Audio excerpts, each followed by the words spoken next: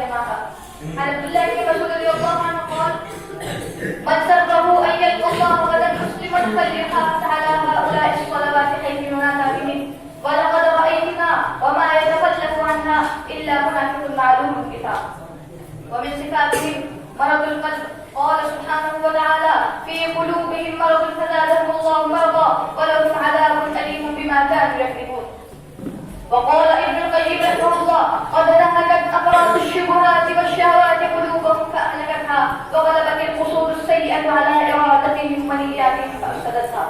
ومن صفاتهم التكبر والاستكبار، قال سبحانه وتعالى: وإذا قيل لهم تعالوا يستغفر لكم رسول الله لووا رؤوسهم ورأيتهم يصدون وهم مستكبرون، أي صدوا وأعرضوا عما قيل لهم استكبارا عن ذلك واحتقارا لما قيل.